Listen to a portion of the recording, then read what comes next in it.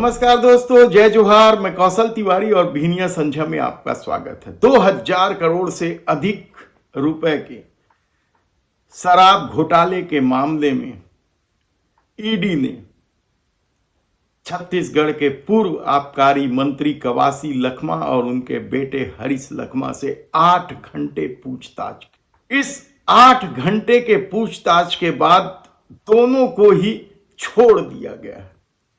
लेकिन सवाल अब खड़े होते हैं कि यदि ईडी ने कहा था कि उनके पास कवासी लखमा के खिलाफ लेन देन से लेकर दूसरे तरह के कई सबूत मिले हैं, तो फिर कवासी लखमा को क्यों छोड़ दिया गया? कहा तो यहां तक जा रहा है कि ईडी के हर सवाल पर कवासी लखमा का जवाब ईडी के लिए बेचैन कर देने वाला था, क्योंकि कवासी लखमा भले ही पढ़े लिखे नहीं है, लेकिन राजनीति के तो जानकार हैं ही। पहली बार वे मंत्री बने थे और फंस गए हैं, या ईडी ने उन्हें फंसा दिया है। खेल क्या है?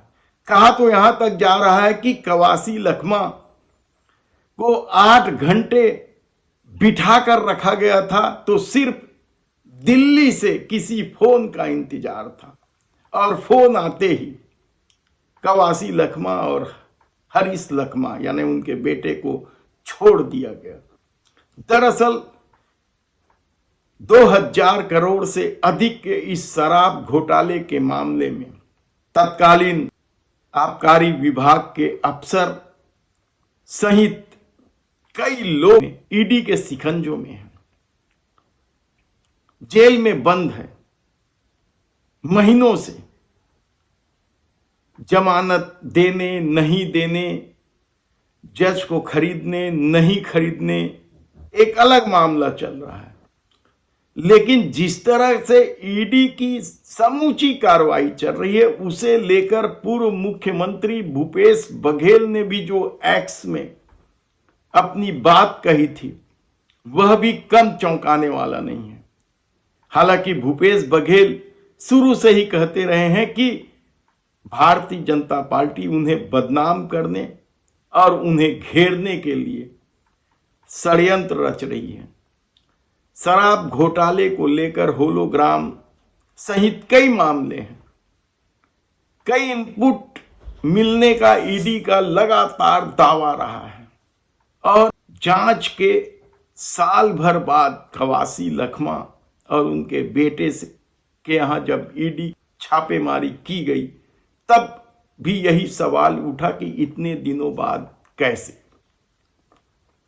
क्या शहरी सरकार और पंचायत चुनाव से इसका कोई लेना देना है?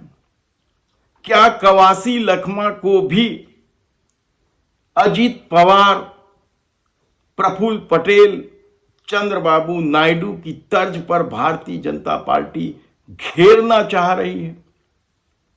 क्या आदिवासी नेता की जरूरत छत्तीसगढ़ में भारतीय जनता पार्टी को है? ऐसे कितने ही सवाल हैं। लेकिन कहा जा रहा है कि कवासी लखमा ने जो खेल खेला अपने जवाबों से, वह ईडी के लिए न केवल बेचैन कर देने वाला था, बल्कि हतप्रत कर देने वाला था। हालांकि कवासी लखमा ने अभी तक वही रटा रुटाया जवाब दिया है कि ईडी ने उनसे पूछताछ की और वे हर सवालों का जवाब दिए हैं। एक आदिवासी को प्रताड़ित किया जा रहा है, जिसका फल ऊपर वाला देगा। अमूमन इसी तरह की बात की जाती है कि जब भी ईडी किसी को बुलाता है, उसके बाद प्रताड़ित लोग इसी तरह की बात करते हैं। हालांकि एक बड़ी खबर आई है सुप्रीम कोर्ट से ईडी को लेकर। हरियाणा के पूर्व कांग्रेस विधायक सुरेंद्र पवार को प्रताड़ित करने का, और सुप्रीम कोर्ट ने इस मामले में साफ तौर पर कह दिया है कि यह गिरफ्तारी ही अवैध थी। यह हरियाणा की खबर है। शिमला की अपनी खबर है कि किस तरीके से रिश्वतखोरी कर रहे थे ईडी के अफसर, और जब सीबीआई ने छापेमारी की तो 1,14,00,000 रुपए बरामद हुए थे। लेकिन छत्तीसगढ़ में क्या सचमुच भूपेश बघेल को घेरने में ईडी ने पूरी ताकत लगा दी है? हालांकि ईडी को लेकर छत्तीसगढ़ में भी कई तरह के अफवाह हैं या कई तरह के ईडी पर आरोप हैं, जिसमें से एक बड़ा आरोप है कांग्रेस के कोषाध्यक्ष राम गोपाल अग्रवाल से पैसे लेकर उन्हें भगा देने का। इसके अलावा 3-4 आईपीएस अधिकारियों से पैसे लेकर छोड़ देना। हालांकि ईडी पर यह आरोप नया नहीं है कि वह केवल आईएएस अफसरों के खिलाफ कार्रवाई करती है, उनकी गिरफ्तारी करती है, आईपीएस अफसरों को छोड़ देती है। छत्तीसगढ़ में तो कम से कम यही देखने को मिला है। ऐसी परिस्थिति में क्या कवासी लखमा को लेकर जो सवाल उठे थे या संदेह व्यक्त किया जा रहा है कि उन्हें अजीत पवार या प्रफुल्ल पटेल या चंद्रबाबू नायडू की तर्ज पर खेल लिया गया है, क्या ऐसा कुछ है? और यही वजह है कि पूछताछ के बाद पर्याप्त सबूत होने का दावा करने वाली ईडी 8 घंटे के बाद कवासी लखमा और उनके बेटे को छोड़ देती है। कवासी लखमा ने क्या कोई चतुराई कर दी है? क्या उन्होंने ईडी से बचने के लिए हामी भर दी है? शर्तें मानने को तैयार हो गए हैं?